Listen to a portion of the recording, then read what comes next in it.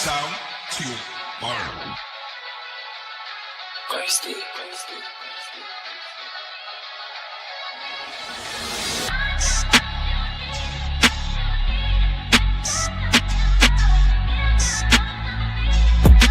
Then I sent the message out telling all the fiends that trying to make rent, I was never home. Digital skills and a second phone. Blue cheese plants on my cheddar grow. Moved a little snow, that ain't nothing but the weather code. Hot-headed, but you better know I lead my team to the win like Keane into rim with that header though. I raised broke, so I really need some better goals. Instead of just dreams to share sheets with centerfolds. Still have nightmares of letting metal blow. Got a couple brothers on the wing in that Beckham roll. Guess I turned an L to a lesson, bro. Cause I lost a lot of brothers that are looking on from heaven. So I'm lucky pouring liquor as I live another episode. Lungs looking like my liver lately. But I'm in love with this loud that I'm getting though. I set pace, listen out for the metronome. Yes, people, what's happening? And welcome back to Gav Goes In. Guys, bit of a different one today. This is something that I've always wanted to touch on, mental health struggles in football. And, I've been speaking to Ekow, and again, he's someone that's had, first-hand experience of players that have suffered with mental health, which is a massive thing in football. There's stuff that I want to touch on as well, which I'll get into. But yeah, listen, man, it's going to be a good one because it's good to get an insight from someone that is having first-hand experience, and if you guys have any questions as well, any comments to make, then yeah, make sure you put that in the chat, and we will definitely get back to whatever you guys have got to say. Big up to Lumi Rain as well, and big up to Foxy Danny. But Ekow, man, how you doing? You good? Good? I'm good, my bro. How you doing, man? It's Ekow, wicked, by the way. Ekow, just to let you know. Is there an Ekow, yeah? Ekow. Yeah, Ekow. Oh, Ekow, sorry. Okay, you know what? I was thinking, is it Ekow? Ekow or Ekow? But Ekow, yeah? All right, cool, man. No worries. But listen, let's get into it anyway. So tell me a bit more about your background in terms of, how you got into, being the head of talent of ID and some of the experiences that you've come across. Yeah, man. I think for me, it started around, obviously, I used to play football when I was younger. I played that from school, semi-pro and whatnot. But in terms of what I do now, how it started was I started coaching back in 2013. So I started coaching at local schools. The first school I actually coached at was a school called Star Primary School, which was in Canning Town. Okay. So I coached a boys team and I coached a girls team as well. So from there, that's kind of like where my football journey began. I was coaching there. I coached there for 2 years. And then I ended up coaching at Durston Primary School as well, which was in Manor Park.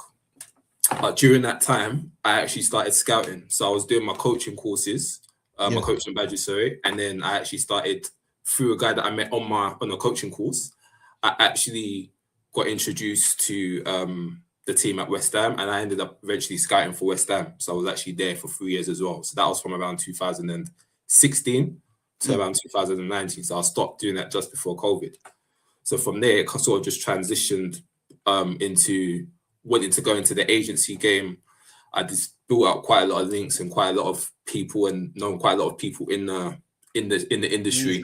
Yeah, do you know how it goes? You know what I mean? So yeah. So football is all about connections, man. So that sort of helped me. Yeah. So from there, it sort of led to me doing what I do now, which is overseeing the talent ID at the agency I work for, which is called 24 Elite Sports Management.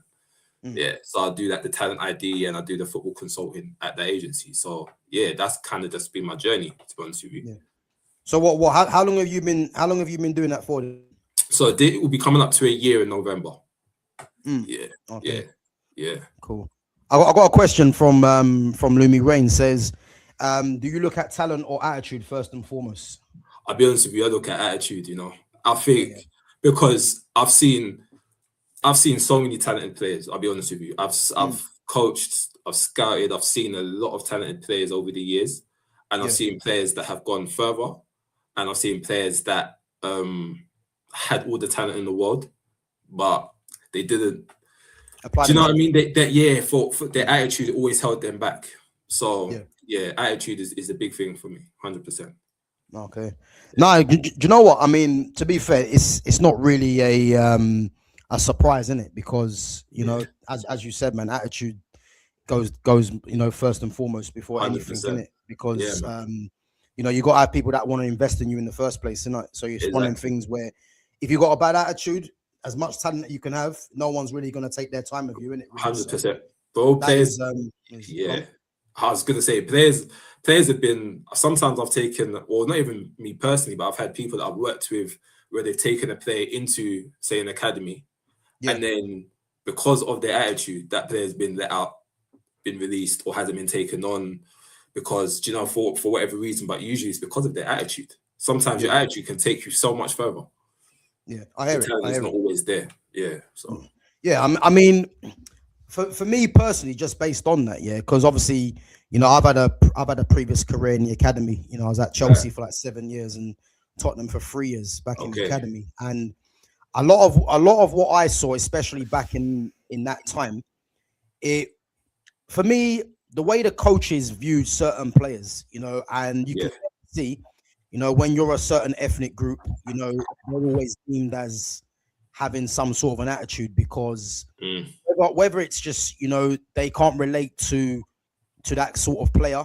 Yeah. It's easy to say that these guys have an attitude. Like, don't get me wrong. I've seen players come through and you can clearly tell that, whether they're guys that are on the road or whether they're, just players that just simply are just have an attitude. Yeah. I hear, but from my personal experience, and I think I was probably someone that was probably, tagged with that as well. I think a lot of the coaches just labeled attitude in terms of, is that player running the most? They label a lot of these things, and a lot of the black players for me that I've seen, because a lot of them, had a certain body language. These guys weren't really, in their eyes, busting the gut. I think they were always easily labeled as, having a bad attitude. Yeah, and 100%. I've always spoken about, and something that I've always seen. I mean, in terms of what you're doing now, like, do you see a lot of coaches having that kind of perception? Or 100%, it's still there. It's still there. I would say, for us as an agency, I know we can channel that, and I think because a lot of us at the agency that I work with, we all come from a certain background, very similar background to some of the players that we have. We can sort of relate to that, but. Yeah, sometimes the thing is, if we're taking players into academies or we're taking them, it's that next hurdle. Do you see what I'm saying? And sometimes you might have a player that has all the ability on the ball, but he doesn't run enough and he strops. And sometimes that can be frustrating because then I feel like those things can be channeled and it can be harnessed in a certain way where it's like sometimes understand the how can I put it? Like, understand where that player is coming from first, and then you can do you see what I'm saying? I don't know if I'm making sense. It's like people understanding of the player first. It leads back to what I'm saying, isn't it? Because it's like, I've always said this. When I was coming through, I had all British coaches, like white British coaches, and there we go. Yeah. If you've got all white British coaches and you're a black guy and you want someone to kind of, speak to, someone that you can feel you can come to. Yeah. That was never always there. You know what I'm trying to say? So this is where a lot of the black players, from what I've experienced, they've been lost to the game because there's been no sort of there's been no sort of support in that area. 100%. I feel like it is changing a little bit because what I found is that you've got a lot more black coaches in these in positions of power. Do you see what I'm saying? So whether they're like heads of recruitment or whether they're academy coaches or whether they're running like their own. So for example, I don't know if you've heard of Kinetic Academy. Yeah, I have actually. Yeah, I've heard it before. So they're an academy. They're based in South London. They're an independent academy, but they've had a lot of players that have come through there that have then eventually gone on to academies. But their focus has always been boys from disadvantaged backgrounds. So there's a lot more of those sort of academies popping up when they kind of link to the Cat 1 academies or the Cat 2 academies, and then they kind of become like a pipeline. So it has changed in that aspect, but there's definitely a lot more work that needs to be done. Definitely. Yeah. Yeah. No, I agree. I agree. And Yeah. what I would say, you know, it definitely has changed a lot from, I say, because I was back in the early 90s, you know, when I was back in them in the academy, and as I said, it was something you don't really pay too much attention to because you're young, and Yeah. all what's in your mind really is trying to perform as best as you can. But then when I look at the fact that I had literally no one relatable to me as a coach, you know, a lot of coaches back then did label you as being lazy or didn't want to work hard enough, which is just absolute rubbish. You know what I mean? How did you take that?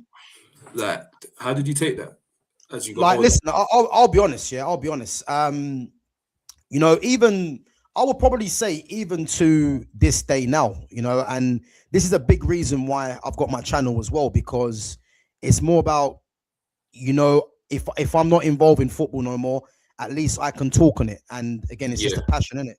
Yeah, But no, 100%. back when I was young, you know, I clearly saw that, you know, a lot of these coaches, they didn't really take to me too well. I mean, I couldn't really tell you there was one coach from all the years of being in the academies and that I could really say, you know, that coach probably invested in me. You know, I'd probably say there's Right. probably been one coach, and again, Okay. that wasn't even for too long. But yeah, I mean, this is why I wanted to talk about the mental health struggles in football, Yeah. because I'm someone that really and truly has struggled with it for years, you know, and I'm probably just getting over it now, even though it's been like, you know, a long while. But I think it's more of a case where, you know, all I know is football. And Yeah. you know, I remember listening to I mean, who was it again? I think I was talking to someone that done an interview with, I think Mason Greenwood's I think one of Mason Greenwood's best mates or something like that, who was at Man City. I'm not sure if you've heard of the story. So basically, he was in the academy all of his career, and I think he got released, and then I think next thing you heard, he's like committed suicide. I heard about it. He was in there. He played in the same team as I think it was it Cole Palmer as well, and I think it might have been, yeah. Yeah. And I think he literally committed suicide. I remember reading about it, and you know what it is, that touched me, because I was there. I literally was there. I think the only difference for me was, you know, I was probably a bit more mentally stronger, you know, and I thought to myself, you know, there's obviously light in the tunnel to come kind of do something else. But I can clearly, like, you know, relate to what he was going through, because you got to think as well, these guys, all they know is being in the academies. And this is exactly what I was about to say. You've got boys that may have been, because that you have pre-academy, like, as you know, and then they get signed from like when they're 9, when they can officially get signed. And then so you might have a kid that's been at this club from 9, got his scholar, so he's done the 2 years at his scholar. Then he might have even been offered his first year pro, and then now he's playing in the under 21s, and then after that, he's gone. And then so this boy has effectively had maybe like 15 plus years of being at the same club, and then he's sort of just been, you know, this person just got rid of. And I feel like that's where I feel like clubs need to do more. There needs to be more done, man. There has to be, because too many players are just getting thrown on the wayside. There's not a lot of aftercare, and I feel like that's what that needs to change in football. 100%. Yeah, 100. And 100%.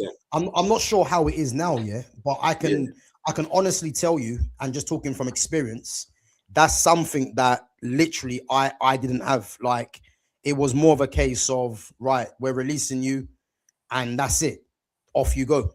And again, like, I'm someone that's talking from experience, you know. And this is why I always say, like, with footballers now, I mean, the majority of the footballers that are playing in academies have agents anyway, you know what I'm trying to say. But back when I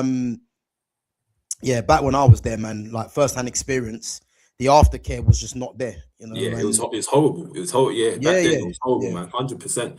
I feel even it's weird, because although I said clubs need to do more, I do feel like, from what I've seen anyway, lower league clubs do a little bit more compared to the Cat 1 clubs. Because I feel like the Cat 1 clubs, they have so many boys that are coming in and out of their doors. They know that their recruitment is a lot stronger. So they don't have that same emphasis on aftercare. That's what I've noticed anyway. But yeah, 100% more needs to be done, man, for sure. Yeah. I mean, have you got any players that you've dealt with recently that have struggled in that sense, or? Yeah. Run us So through. we've had. I ain't gonna mention the names, but I've had a few players that they've recently been released. So they've been released, and I can see currently that they are really struggling. Obviously, it's my job to try and get them into a new club. But I had one of our players, he went on trial with one club, didn't get in. Had another player that's gone on trial before, hasn't got in, and I can see it's affecting them. So we're actually telling them that, you know what, maybe we should look elsewhere, maybe look at that playing non-league. And then you can see their attitude is not, they're not really feeling it, but you can see that their momentum is going. And on top of that, what makes it more difficult is when they're seeing all their boys that they were in the academy with, that were in their team, might be getting their pros, and then they might be making their first team debuts, and then they're sort of like sitting at home. That can have a serious negative effect on some of them, and I've seen that happen. Yeah, that can be quite painful. So yeah. I mean, obviously, there's not been no one that's kind of, you know, just literally just packed it all in. There's no one. Nah. And the thing is, I think with what we do is that we stress on player care where I work. So player care is very important. That's part of my day to day as well. So checking in, making sure that the player is good, seeing how they're getting on, seeing what we can do, because you have to sort of, with these boys, you got to look after them. Do you know what I mean? Like you have to look after them, man, and that's really important. I mean, so yeah. No, that's good, man. That's good. As I said, because I think this is something that does go amiss, you know. And I think if there's anyone, even if you're in the chat, you know, and you haven't been, you know, in an academy situation, like I don't think people deep, you know, how much of it's heartbreaking, really. It's literally heartbreaking because if you've literally just been in an academy your whole career, and literally they turn around and tell you, you know, you're not good enough, or, you know, whatever they're going to say to you, they're releasing you. I think people don't actually deep, you know, how much of a pressure it is, you know. And I was someone personally, I never achieved in school. And I never achieved in school because due to the fact of my life just being just football, you know. And again, when I got released, because as I say, Chelsea for 7 years, I left there to go Tottenham, bit of a closer travel. And then I was at Tottenham for, I think 2.5 years, 3 years. And then, did you do your scholar at Tottenham? So this is what happened. So when it comes to the scholarship stages, I kind of sense that, you know, they're not gonna give me my scholarship. I kind of sensed it because you can see the way that you always know. You always get a feeling, man. 100%. Always. And what it was, because obviously my age group was the likes of like Jamie O'Hara and that, you know what I mean? Okay. That's my age group there, innit? So I remember when I first went Tottenham, he was signed by Tottenham from Arsenal for £1 million back then. So he already had his scholarship and his pro sorted out. Yeah. Whereas I was trying to get that. And as I said, what they do with these back in the academy back then was they let the players that they favor, you know, play for the older age group, train with the older age group. And then if you're someone that's not in favor, they make you go and train with the younger ones. They still do that now. The younger ones you're training with are the ones that are trying to get up into your age group. And I saw this on a regular basis, and you can clearly tell that that's what was going on. And you know what I mean, hand on heart, I was one of the best players in my age group. It's just that I come there at a late stage, and you know, I was just not given the opportunity for other reasons. And I remember when I spoke about this as well on my channel before, but how I got my opportunity to go and play with the older age group was through me doing work experience. So I was literally for 2 weeks solid, you know, I was just with all the ones that were scholars, and I showed then that I had what it takes. But again, when it come down to it, I just sensed it. But then one of my biggest regrets was at the time I got an offer from Burnley. So when Burnley were in the Championship, so they offered me a scholarship and a 1 year pro, which I decided not to go there because I wanted to keep local. And then from there, just got lost to the game, really. So yeah, man, that was literally my career then. But a lot of my frustration is just the perception of how you're kind of like certain players like myself. I just felt how I was viewed in the academy, and a lot of it is representation, you know, for a fact, you know, because when you got no black coaches, especially back then, that can look after you and, you know, let you know when you're going wrong or what you need to improve on. Yeah, it goes a long way. And you know, a lot of the coaches back then, you know, you can see who they favored, and you know what I mean, they obviously invest 100%. in other things. Yeah. I think it's interesting that you say that because I always say that academies, they have a 3-tier system. They've got the players that they know they're going to give their scholars and pros to. Then they've got the players that are in between and they're not too sure, they're 70-30. And then you've got the next tier of players that they're just there to make the other players better. Do you know what I mean? So still to this day, it still moves, it still operates in that exact same way. You know what I mean? Okay. I always think as well, I think what some players I think do wrong is they're afraid to go backwards. So for example, if you've had a player that's been at, let's say for example, might have been at Arsenal for X amount of years, then he doesn't get picked up, doesn't get the scholar, and then, or he might get the scholar, but he doesn't get the pro at the end of the scholar at the end of the 2 years.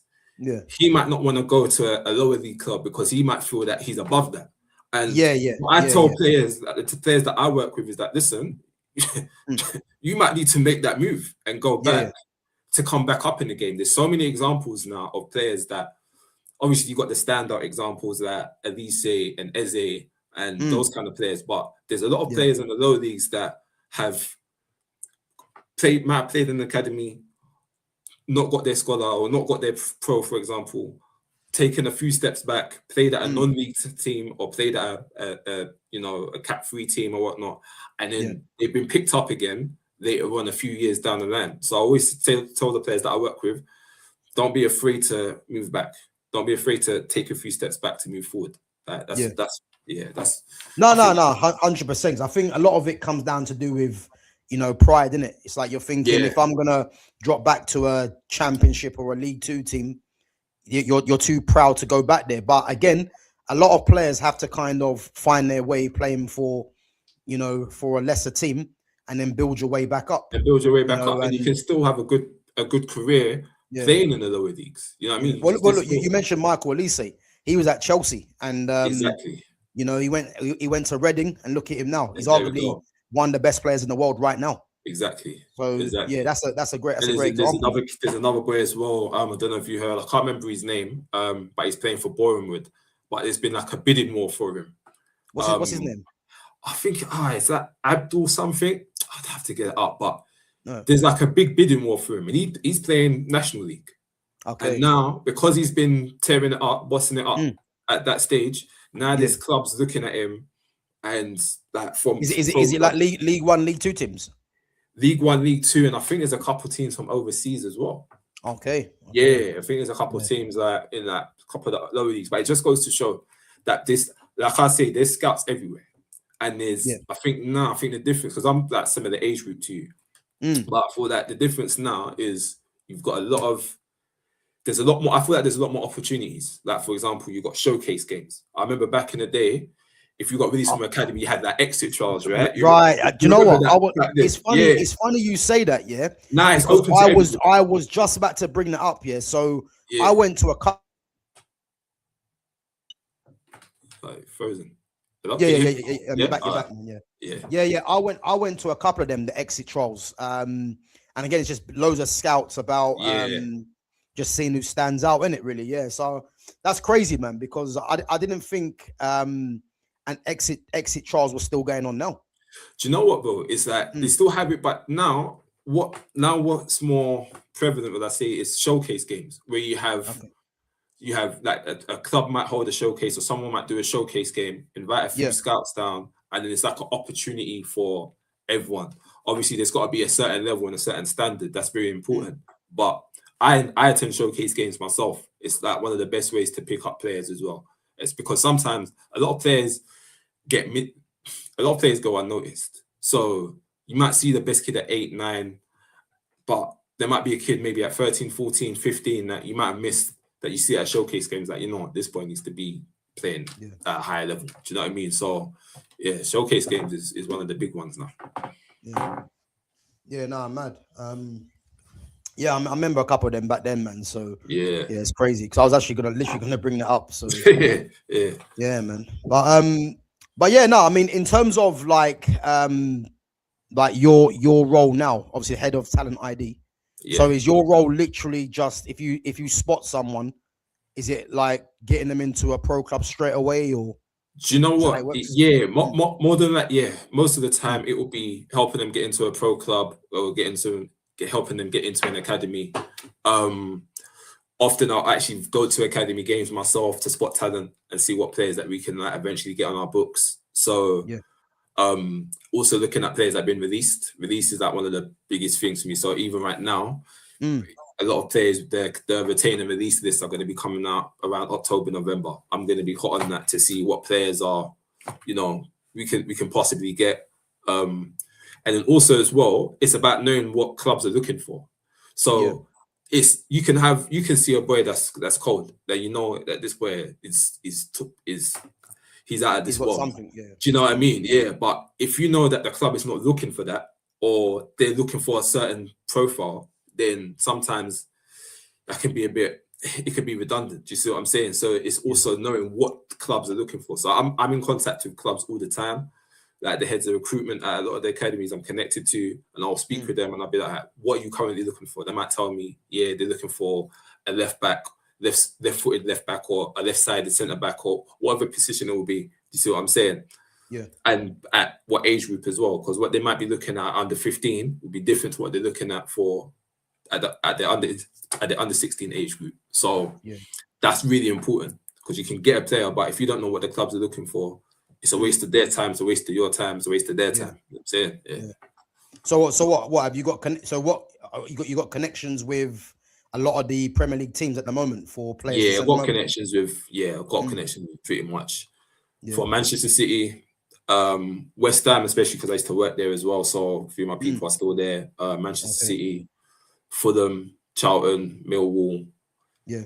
Because we've got a boy at Millwall at the moment. So one of my boys who's at our agency, he's at Millwall. Got another player at Stoke, Middlesbrough as well.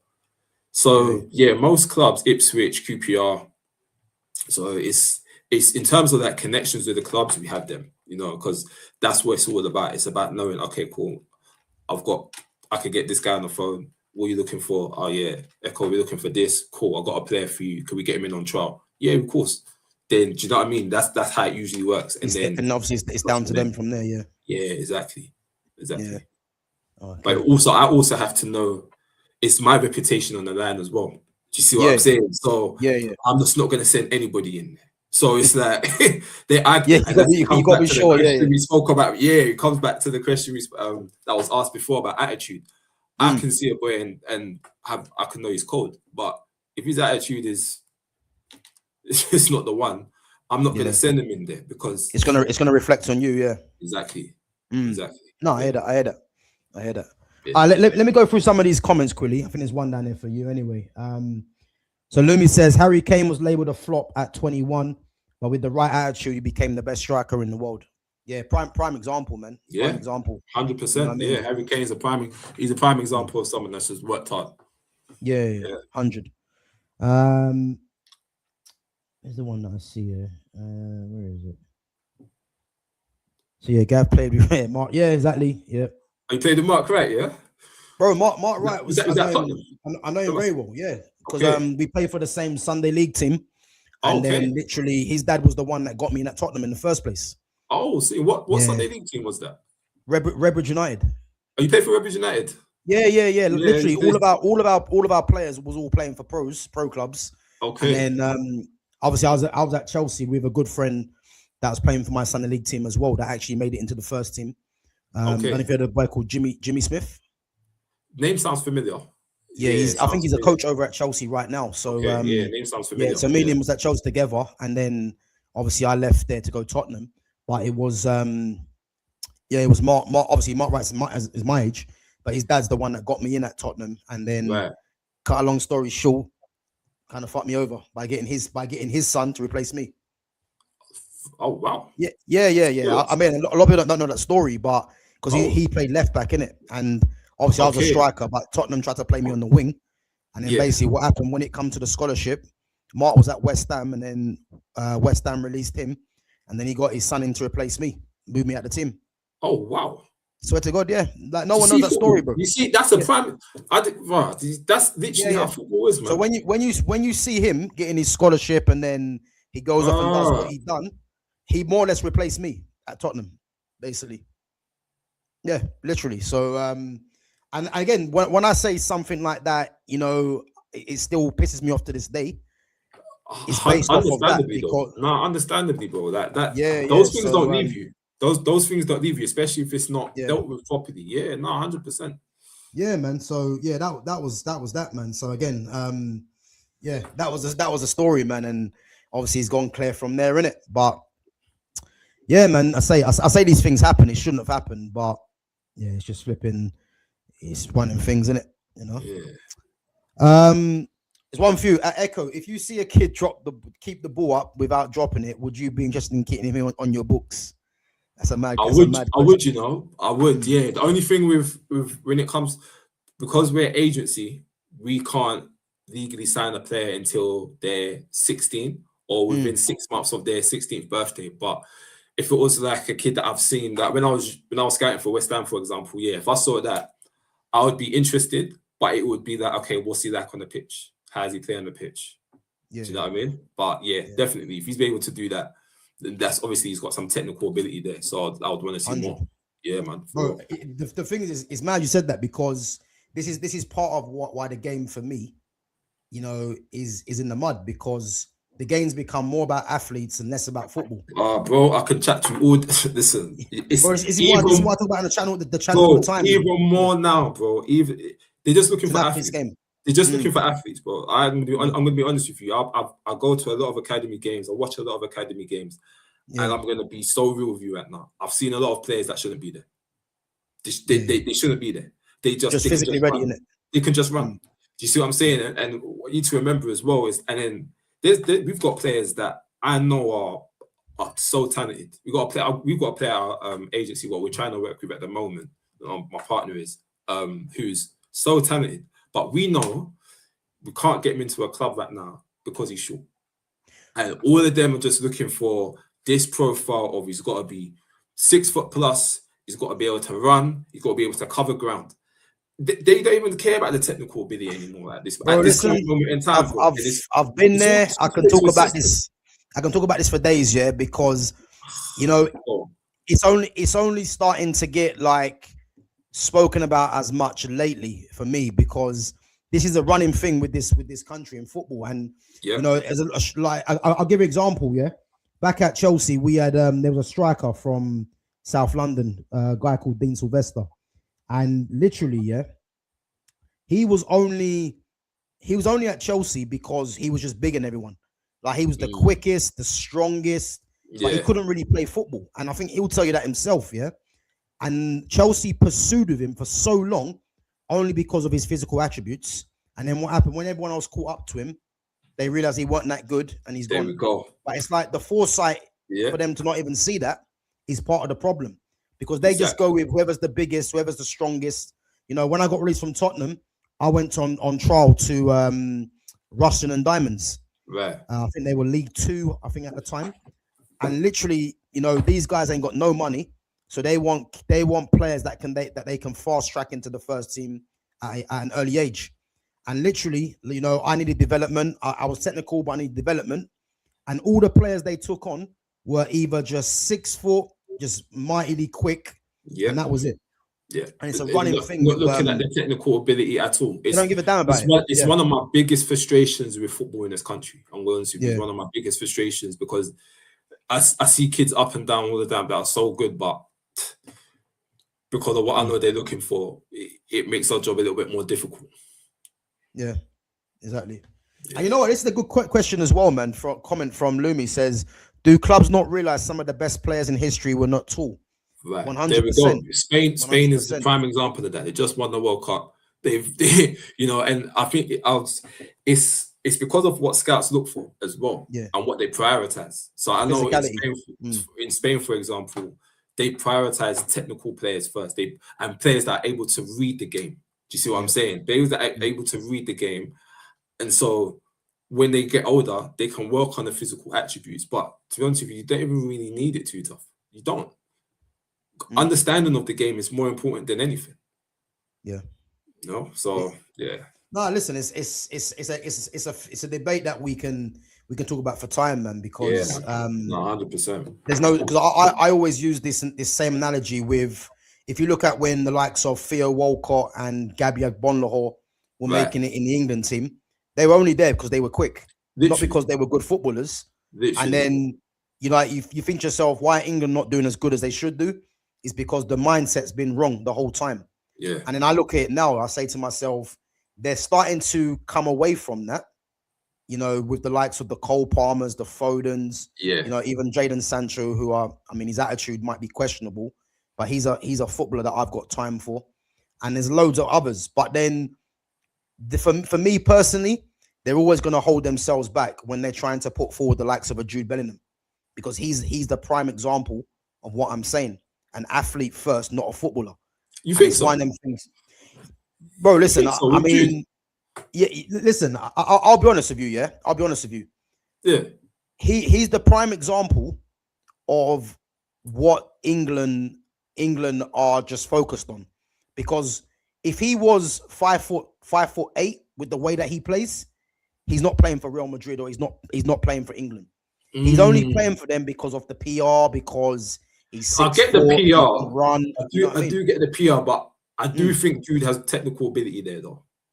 I feel like he does have that there. What would you say is his best attribute, though? I think for me, Jude's best attribute is how he carries the ball. He's a box-to-box midfielder, isn't it? He's a box-to-box. He's, you know what I mean? He's able to carry the ball well. That's what I think his best attribute is. But this is what I'm saying, yeah. If someone's a ball carrier, for me, that's not a world-class attribute. That makes sense. He's a ball carrier because of his physicality. You know what I'm trying to say? Whereas when I'm looking at players, yeah, it's like Michael Elise that we spoke about earlier. Why is Elise world-class? Because it's just the way he is on the ball. Like he's built for the ball. His one-on-one situation is incredible. Yeah. But that's, what it is. That's like old school cage footballers. Like you see like the way Elise plays. It's like, and that kind of brings me on to the point I wanted to make, because it's like that's the reason why like France have been so successful. Because if you look at France, right, Clairefontaine. Right, there we go. That's what I was about to say. And where do they get Clairefontaine from? Where do the players? They come from the suburbs of Paris. It's basically the hoods. You see what I'm saying? So it's I remember watching an interview of Henri talking about it. So it's like they get all their boys from the suburbs. Now you got the Mbappe's, all of these men are come through there. Yep. And then it's just cage footballers that they've harnessed their development, do you know what I mean? And now they've had the success. Whereas, bro, there's no surprise here that there's a conveyor belt of the similar kind of players. Belt of talent. But you know the maddest thing though, bro, is that I was reading a stat saying this was a few months back, saying that Paris has developed the most professional footballers in the world. But you know who's second? It's actually London. After that, so in terms of that cities, and I think maybe there is a change, but there's still a big focus on players that have to be physical. Yeah, but again, you mentioned that now, yeah. If you look at all the suburb players that are playing in France's national team now, who are we looking at? We're looking at probably players like Upamecano, Dembele. Elise, Mbappe, Turkey, Saliba, Camavinga, Chouameni, and then if you look at England's team, for instance, who are they? I can only think of one. Eze. Would you put Saka there too? Saka as well.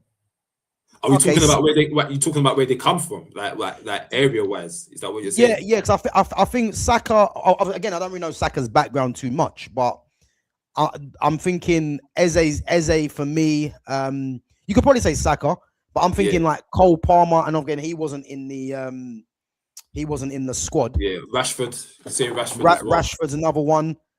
To me, it's not enough because a lot of the players probably from the past are players that have had a helping hand in a sense. You know what I'm trying to say? 100%. Yeah, 100%. That have been dominating the lineup. Do you know what it is? Because it gives you a different level of hunger. When you're coming from a certain environment, do you know what I'm saying? You've got a certain level of hunger that you can bring into your game. Whereas if you've had players that are, I don't know, maybe say quote unquote privileged, they don't often have that same level of hunger. That's what I've noticed anyway, especially with players that I've worked with. So no, I agree. It's a bit of a stretch, respectfully. yeah, that's what I'm saying. I mean, to be fair, like if you don't think Eze is one of them, then I'm sorry to tell you, man, he is 100%. I agree with you there. I think Eze is still. I think he is, man. Like I don't know what Jake's doing, man. He's just trying to be a bit too precise. But Eze is definitely one. And again, it's just for me, you can clearly tell like France have that conveyor belt in it, and it's a massive problem for me, man. Especially with English football, because the reason I mentioned to you Jude Bellingham is because he's looked at right now as, other than Harry Kane, he's looked at as England's #1 player. The problem that I have is that I'm from an era where I've seen some real footballers, and a lot of the real footballers that I've seen were not being held up in high regard like Jude Bellingham is. And the fact that he's like the poster boy for English football, it's a problem for me. Really? It's a massive problem, bro. Yeah. Massive problem. I fell out with friends now, telling me that he's the closest thing to Zidane. Wait. I'm telling you. Hold on. When they say closest thing to Zidane, are they talking at just generally that in world football? Bro, I'll tell you now. Yeah. No, come on. And the thing is, at first I thought he was joking. Yeah, and we stopped talking. Really, it's a bit silly. I want to hear his reason for this. It was over this debate. Yeah. So he said to me that Jude Bellingham's going to be the next Zidane because he's taken his number, and again he's going to get more goals and his potential's higher. And I'm thinking he must be joking, bro.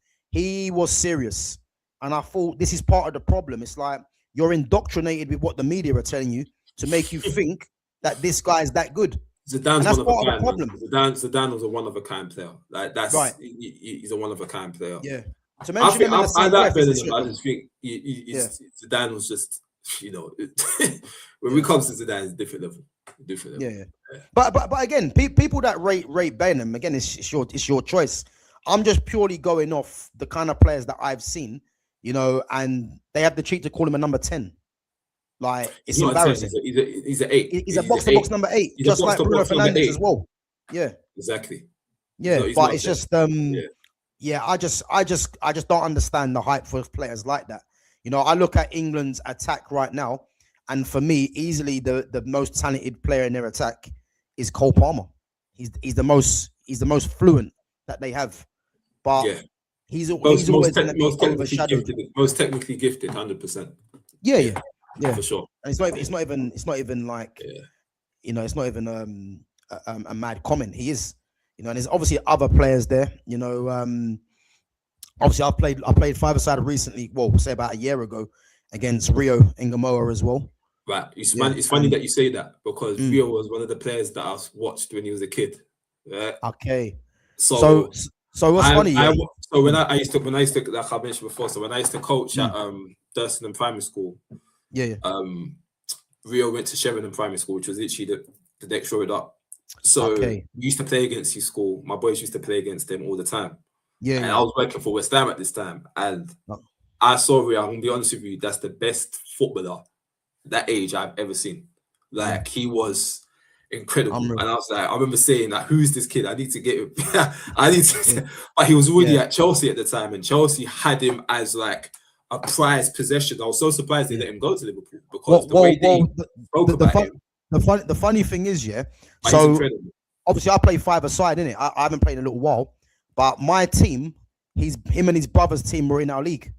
Right. Yeah, they're called part-time pros, yeah. Okay. And obviously I remember turning up and we was busting joke, and then I see this kid over there, and I didn't know who he was. And obviously he's with his brother. We spoke to his brother, blah, blah, blah. But then he's obviously turned up to play. And let me tell you this now, yeah.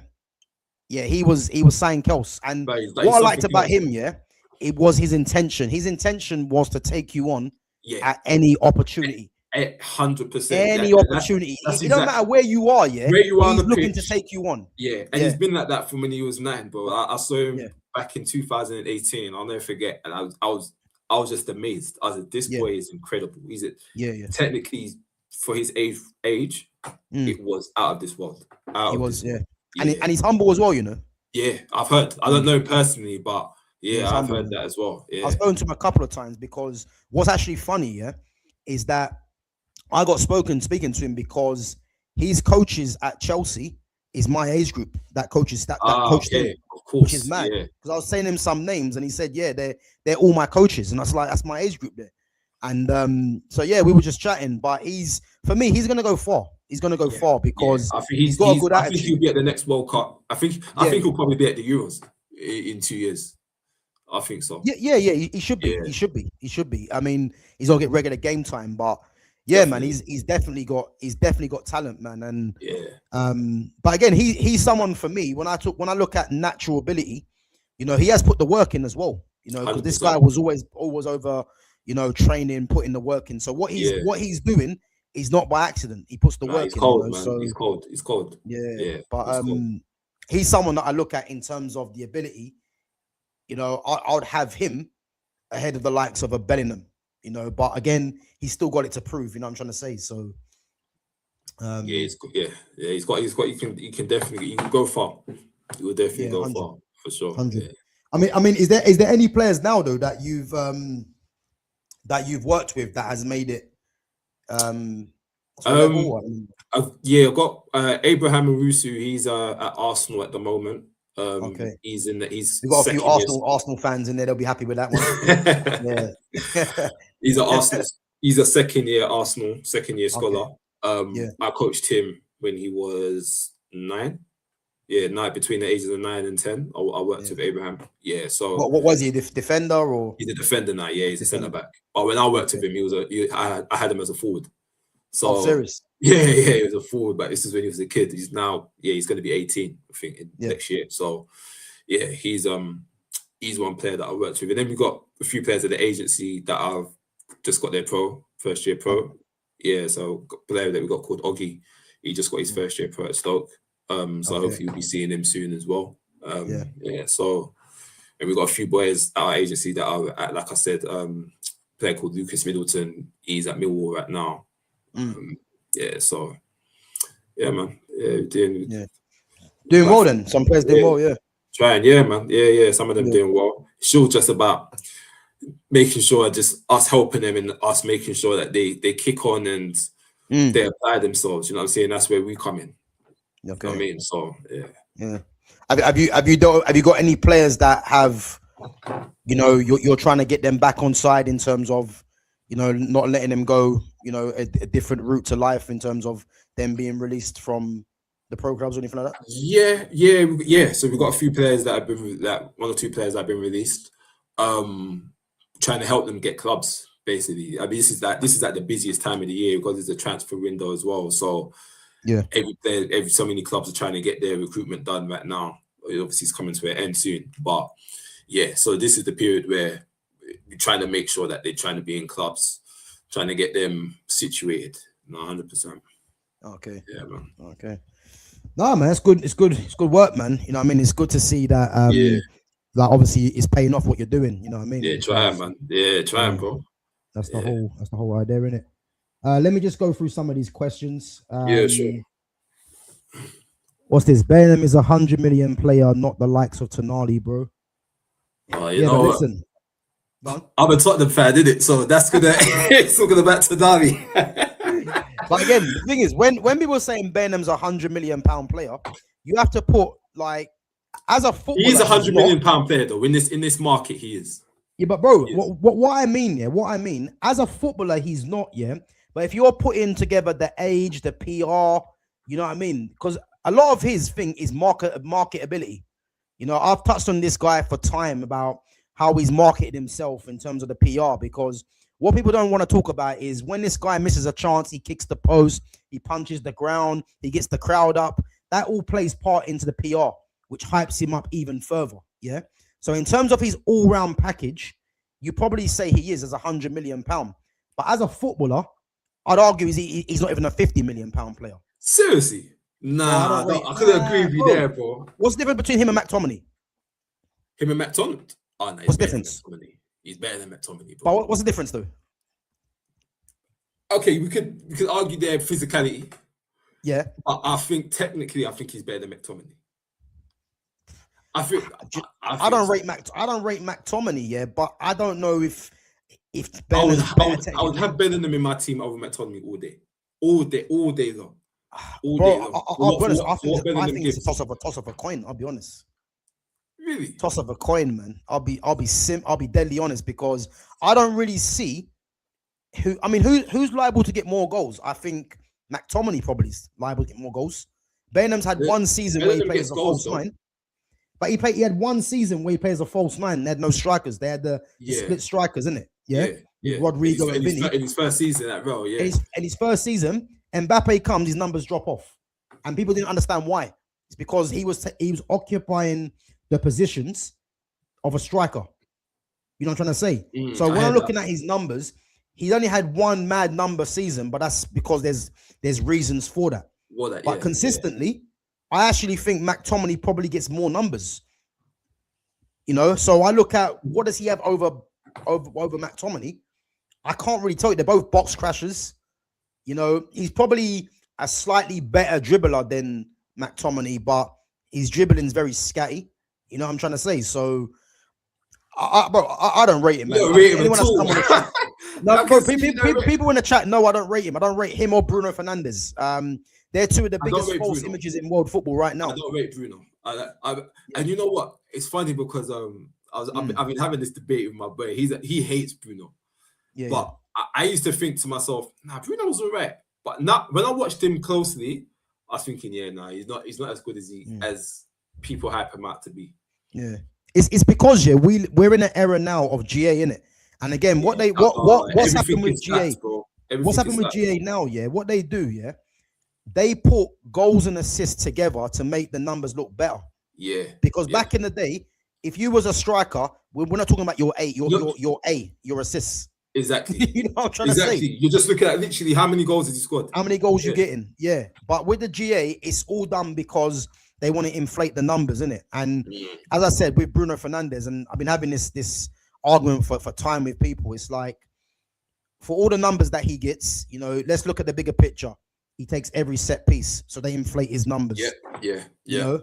And then when it comes to the two biggest games in the Europa League, where he has to show that he is that guy, apparently, he's failed both times. And that's what it comes down to, because I don't understand how people can look even at the World Cup as well this year. Obviously, the Portugal team were poor all round, but literally that midfield. I don't know what midfield works with Bruno. Like the answer is no one. Work with Vitinha and João Neves at Portugal. It doesn't work. Like it does. Who does it work with when you play alongside? It don't, because if you've got a guy like him, that's more interested in getting GA and empties the midfield, you're going to be left exposed. But again, a lot of Bruno fans are just going to absolve him of any blame, because in their eyes he gets GA, but then they don't actually break it down. A lot of his GA comes from set pieces. If you take him off the set pieces, you'll find out that from open play, he's not even. He doesn't do much. He don't do much. That's the whole point. He doesn't do much. 100%. He doesn't offer much at all outside of that. Yeah. But people don't want to hear it because it's, you know, I'm trying to say it's Bruno. But him and Jude Bellingham, for me, as I said, the chat will tell you, man, they're two players that I just don't rate. And it's because when I've seen players that are proper number 10s and we're meant to be putting up with these two guys, it's just not gonna be accepted. I hear you. Let me see. One sec. What's on there?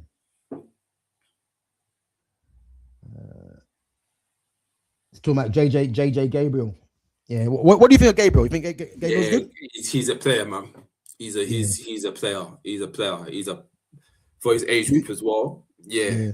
he's because I watched I was at the KDB Cup in May. So that's like KDB Cup basically. It's Kevin De Bruyne's Cup back in Belgium, but it's like some of the best teams from Europe go there. So from England it was United and Chelsea. So that was his age group, but he doesn't even play there because he's playing. Obviously, he's training with the first team now. Oh, so that cup he didn't go.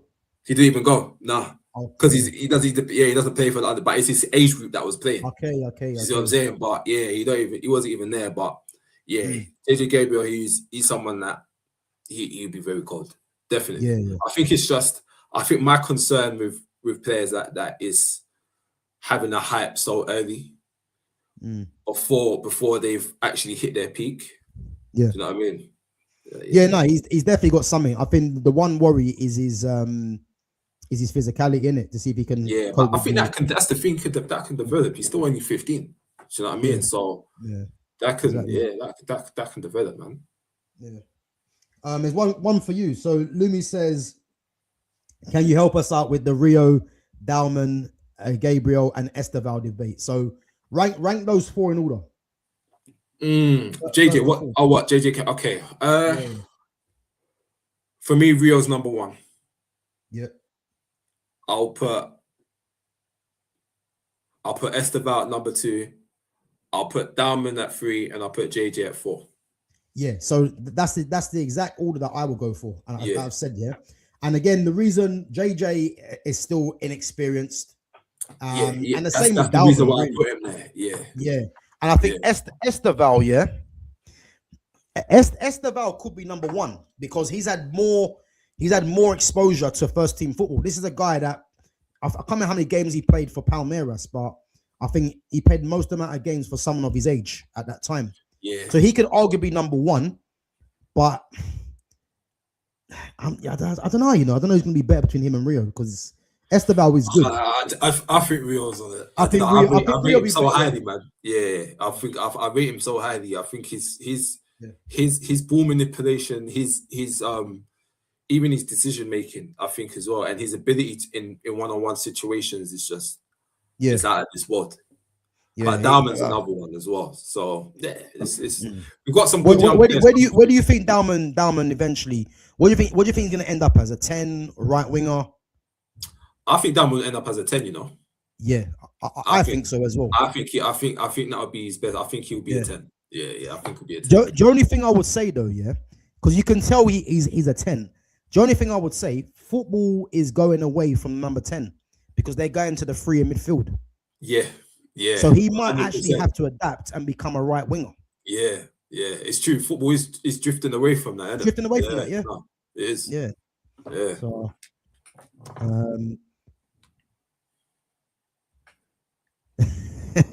some hella mad takes on Bellingham. I hear it. This is my boy. This is my boy coming. Hey, listen, there ain't no mad takes, man. This is the truth. You gotta get that on this channel. Personally, I like Bellingham, man. I like Bellingham. I'm chat to Ashley later about it. So what is he? Is he backing me? What I'm saying then? I think he's. If I was to, I think he'll probably disagree with you. I think he'll probably disagree with you the Bellingham with that. Yeah, so, listen. If he wants to debate me, man, I'm here for it because listen, my soul can't take Bellingham. I'll be honest with you. No, I like Bellingham, man. If you like him, you like him, innit? Yeah, I do like him. I do like him. I think you lot will start clocking on very soon, man. I promise you. Big up, Lumi says good chemistry between you both. Would love fits with you both. Think that will hit. Yeah, no, big up, man. No, listen, it's good getting Ekow on, man. Because as I said, like this is something that I've wanted to touch on about mental health side of it for ages, you know, and it's good to get an insight from someone that's literally dealing with it right now, isn't it? Yeah. So, no, big up, man. Nah, man. Yeah, it's been dope, man. It's been good. It's been proper good. Esteval is trash. That's your boy. Who's his support? He's an Arsenal fan. Oh, it makes sense then. Yeah, he's an Arsenal fan. Say no more. Say no more. Say no more. Let me see. Big up to Foxy Danny says, what's the best advice would you give to the young players who have not made it in the academy of this generation today? That's a good question. Let me think about that. Best advice I would say is it's never too late. Yeah. Because there's players that always have a backup. I always say that players always have a backup because only one in I think it's like a percentage of that 0.1% of players make it to the professional game. So I'll say always have a backup, always have like another passion that you would want to go into. With some players go into coaching, some players go into the agency game, some go into a career completely away from football. So I would say have a backup, but don't let it. Understand that not everything is guaranteed in this life when it comes to football. So yeah, man, my advice would be have a backup for sure. Backup plan, yeah. Always have a backup plan. Yeah, no, 100. Yeah. Let me get this last question because guys, we are going to wrap it up. So I'm only going to do an hour today. So last question, and then we'll wrap it up.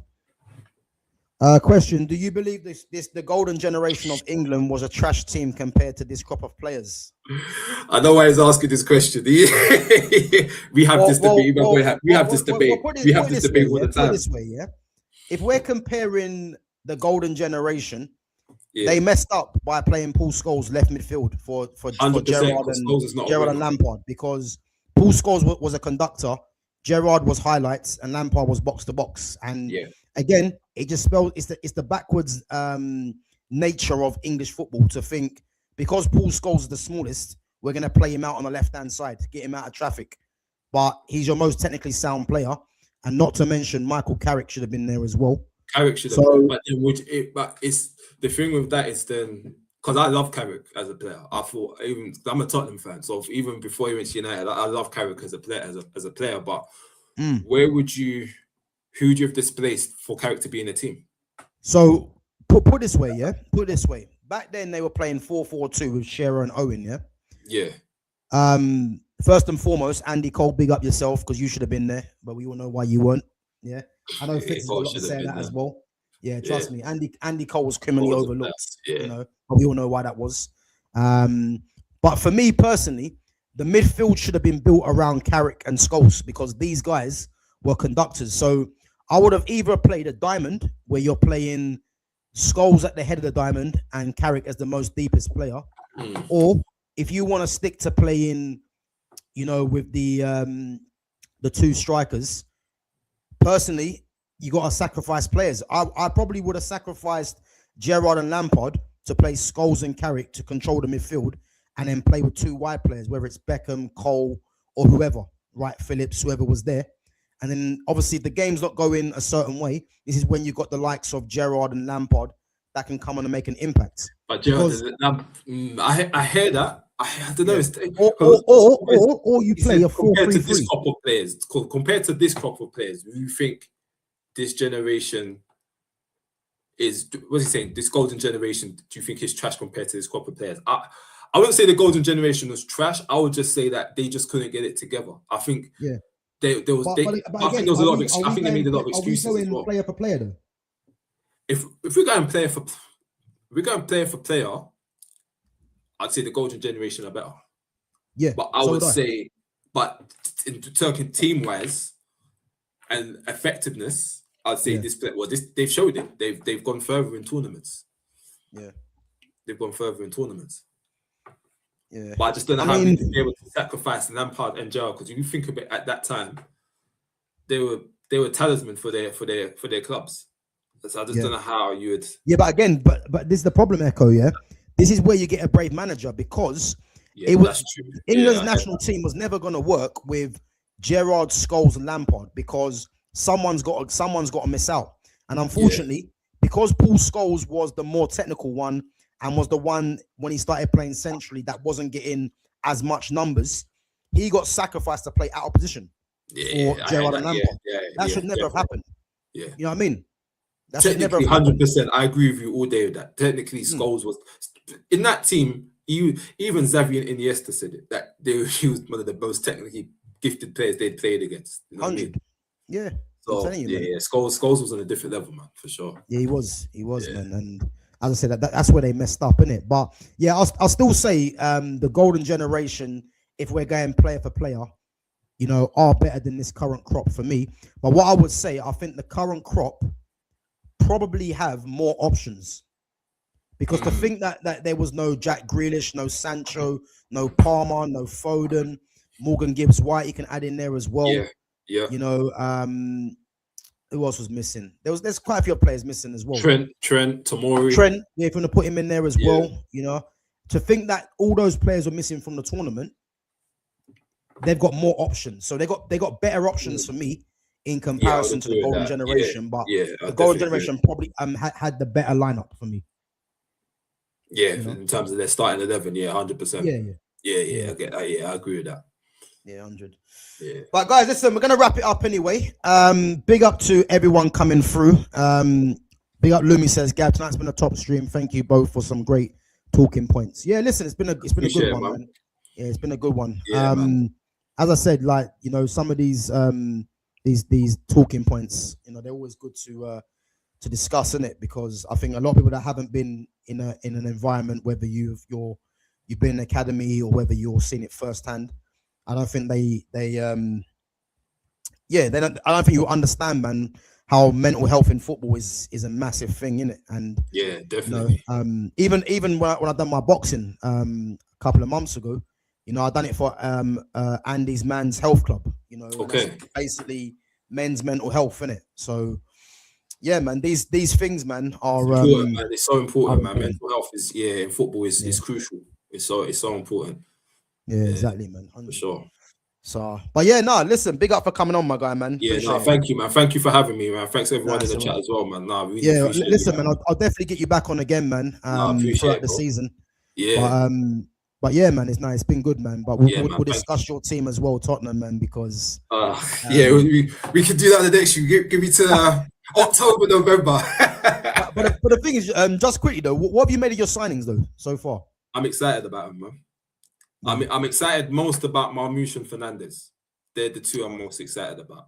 Just before we go, just because no Savinho and Savinho as well, but Marmoush because Marmoush we needed an outlet. Yeah. Do you know what I'm saying? We've needed a goal scorer. Fernandes because we need someone in the midfield that's going to dictate play. Do you know what I mean? So, and then Savinho, 100%. I'm just hoping Savinho's finishing improves. I know he scored against Charlton the other day, but I need to see how he does it in the Prem, man. If he does that, then we've got. Don't run. Yeah. Don't worry, man. I'm staying here. He knows where I am. we'll let him get off lightly tonight, man, because listen, that 4-0 humbling by was it 4-3? No, 3-0, wasn't it? We lost the 3 Brentford. Well, it should have been 4 because Igor Thiago missed the penalty, but that humbling, that weren't good. But hopefully we'll be let's back see if they can rectify, man. Tomorrow against Newcastle, man. Do you reckon you guys sign any more players? Or is that it, you reckon? I'm hearing still possibly Gakpo, but I mean, we've been in for him the whole transfer window, but it was dependent on if Liverpool got Barcola. Now, obviously, it seems like the Barcola deal's gone through, so whether we make the sale, whether we make a bid on him now or not, I don't know. So only a few days left. City looking at him as well, isn't it? So City are looking at him too. So, and I know they've been speaking to his agency too. So it's like. It's kind of a bit of like a toss-up. Gakpo, you know. I like Gakpo. I would have him. You like him? Oh. I would have him in our team. Because I always look at, is he going to upgrade our team? Does a player upgrade you? Does he make your team better? Me personally, Gakpo will make our team better. But I don't know, man. But at the same time, is he better than that? Tell? But he's better than Tell, man. He's definitely better than Tell. 100%. He's better than Tell. Yeah. You know, the thing is though, you guys are missing Kulusevski, you know. Oh, don't even get me started. I can be here all day, man. Don't even. He's meant to be back. Yeah, I think he'll be on the bench tomorrow, hopefully. He's been there for a whole year, you know. Yeah, literally. And once we get Kulusevski back as well, I can't wait. I can't wait for those two to be back, man. Honestly. Yeah. But no, I think you guys done some decent business, man. But you got to rectify that loss, man. So let's see what happens. 100%, man. Yeah. But guys, listen, we're gonna wrap it up, man. But make sure you smash the like button on the channel when you leave. Make sure you sub to the channel if you're new in here. And what I'll do, I'll put Ekow's link to his Instagram in the description once we're finished. So yeah, make sure you guys go over and follow him on his Instagram as well once we finish here. And yeah, as I said, guys, we'll definitely get Ekow back on, man. Yeah, definitely during the season for real, man. So yeah, man. Yeah, I look forward to it, man. Yeah, no, thank you very much again, man. I appreciate you having me, man. Appreciate it. No worries, man. No worries. But yeah, guys, I should be back.